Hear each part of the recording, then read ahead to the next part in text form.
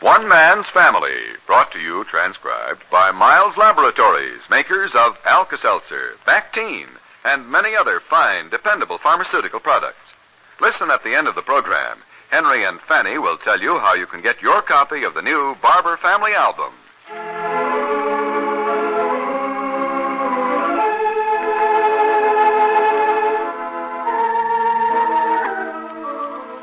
Overheard between Paul and Henry in the library. I had only a moment with Joan last night. Why did she come home from Berkeley, Paul? Any special reason? No, nothing very special. Had a touch of spring fever, maybe. I got it myself tonight. So that's how it is with the Barbours today. Friends, it can pay to remember Alka-Seltzer when you suffer from the discomfort of acid indigestion. Yes, take Alka-Seltzer for welcome relief from this distress. Just drop 1 or 2 Alka-Seltzer tablets into a glass of water, then drink that sparkling, refreshing solution. Alka-Seltzer acts quickly to reduce excess gastric acidity and so relieves the discomfort of acid indigestion. Take Alka-Seltzer next time and see for yourself how it helps you feel better fast. Always keep Alka-Seltzer handy. Get it at any drugstore.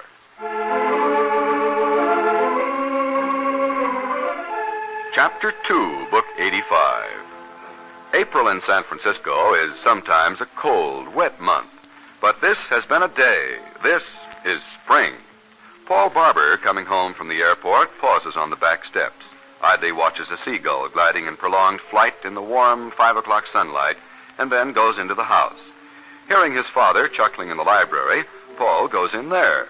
Henry is chatting with someone on the telephone, while Fanny gleans what she can from the one-sided conversation. Paul, is it that late? Mom. What's that again? Your father's talking to Hazel. Paul just walked in, Hazel.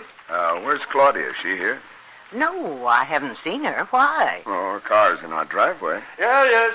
Well, that's fine, Hazel. That's good news. Goodbye. Evening, Paul. Hi, Dad. Pinky called Hazel from boot camp, long distance, you know, to say that he doesn't need any money. Got his first pay. In his phrase, he's fat as a goose. Yes, but he called collect. But the boy's coming along. The United States Navy will make a good citizen of Pinky. You watch.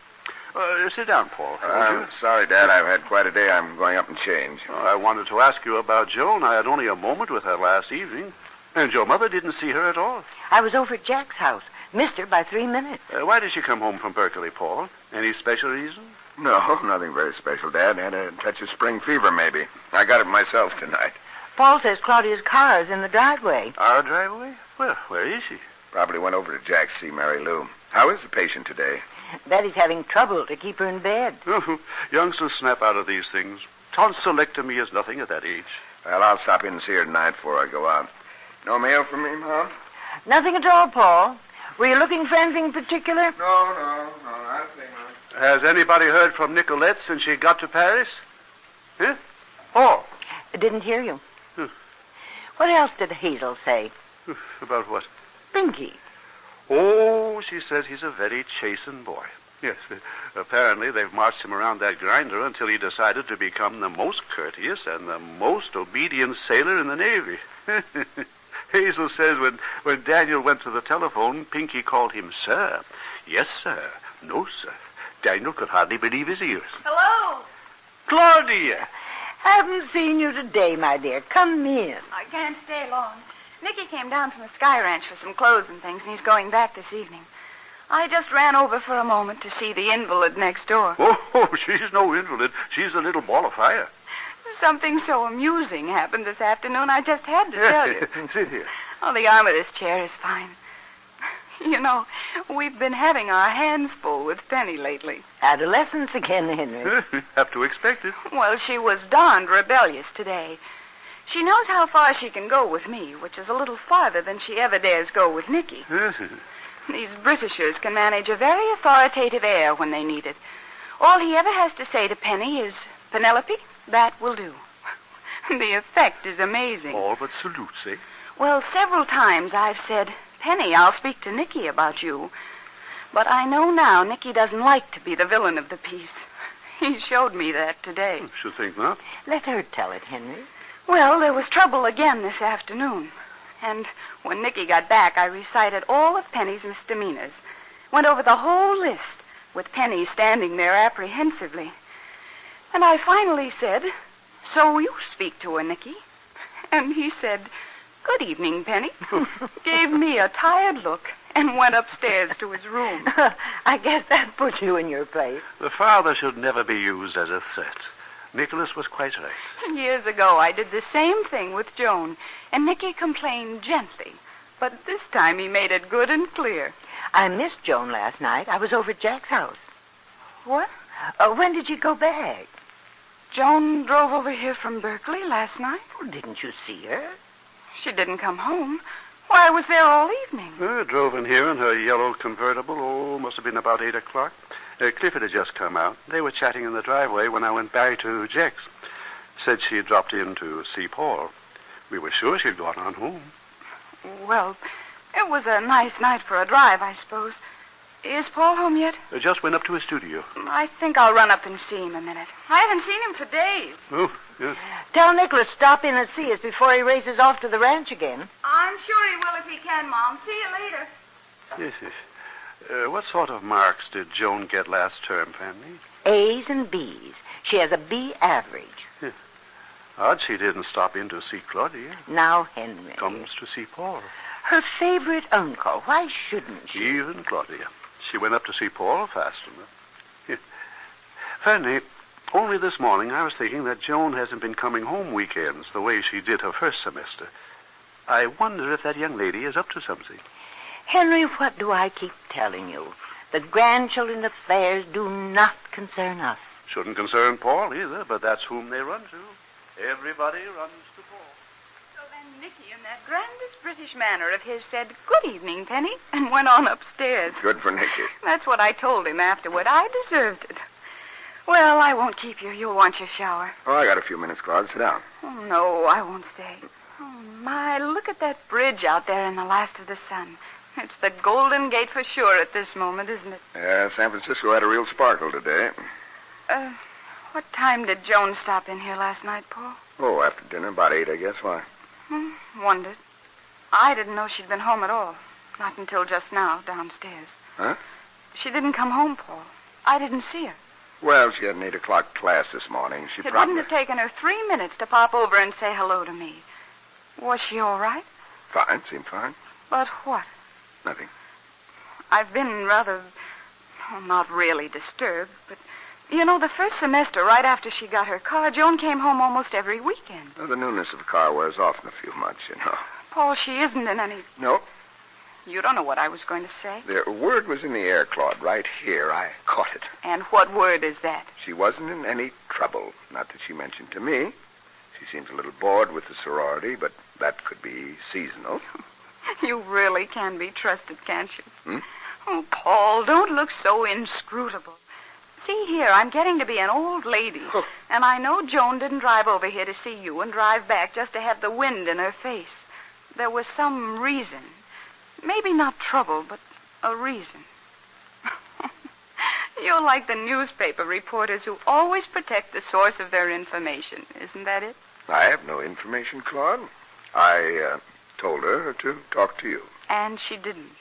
So that sounds a little grim. No. Have you forgotten how enormously important some of your projects seemed when you were 19? How you bristled against authority, how sure you were when you wanted something that the family answer would be in the negative? So that even before you asked, you were ready to do battle? Joan probably talked it all out with you in her mind, got mad at you, and went back to school. You're a help. What did she want? Oh, I'm sure she'll tell you. I'm concerned, Paul, because I thought Joan and I had finally reached the point where we could talk anything over. It hurts a little that she shouldn't even stop in at home. Well, there's probably a good reason.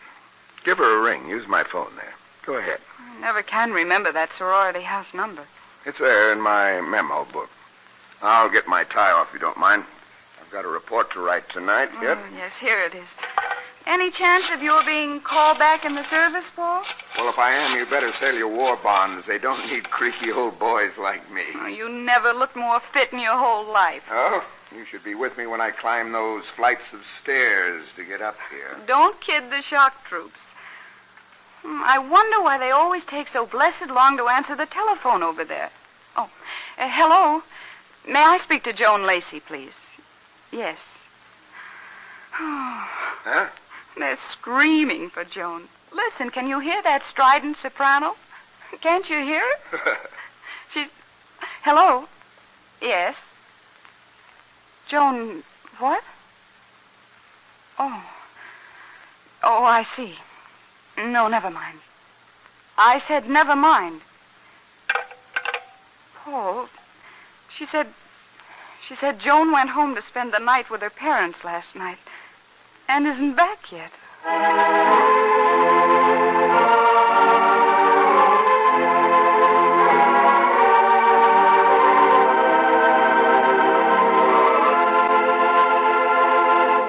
Father Barbour is just finishing a telephone conversation. Well, if that's your opinion, that's your opinion, but I certainly do not agree. Goodbye.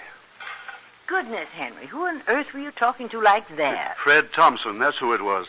Some of his handiwork, too, and he objects to it. Oh, Henry, you're not arguing about those pictures of your knee operation again, are you? Well, I still say they do have a place in our new family album.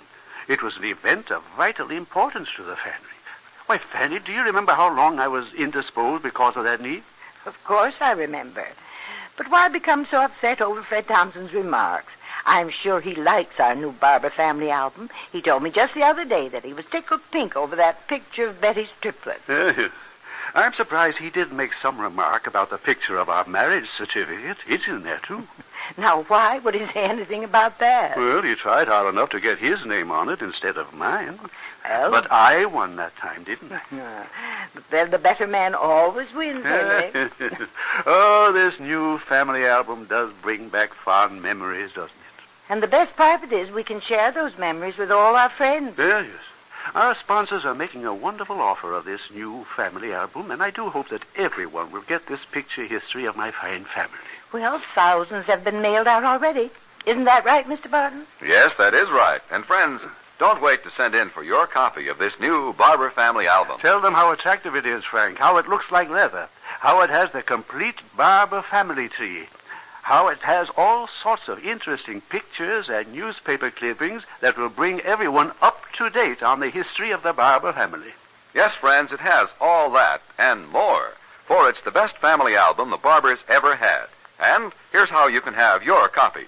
Just go to your drugstore and get a 30 or 70-cent bottle of Bactine, the truly new and different family antiseptic.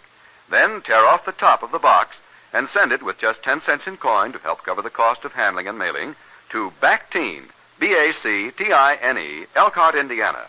Get this beautiful new Barbour family album right away, for the offer is limited and may be withdrawn at any time. Send a Bactine box top and 10 cents to Bactine, spelled B-A-C-T-I-N-E, Elkhart, Indiana.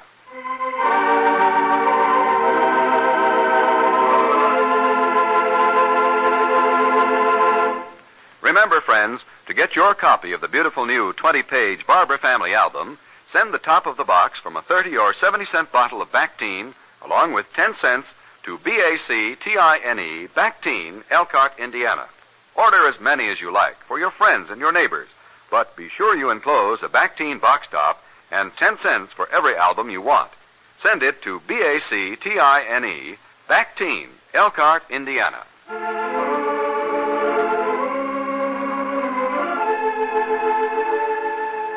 One Man's Family is brought to you every weekday night at this time, transcribed by Miles Laboratories, makers of Alka-Seltzer.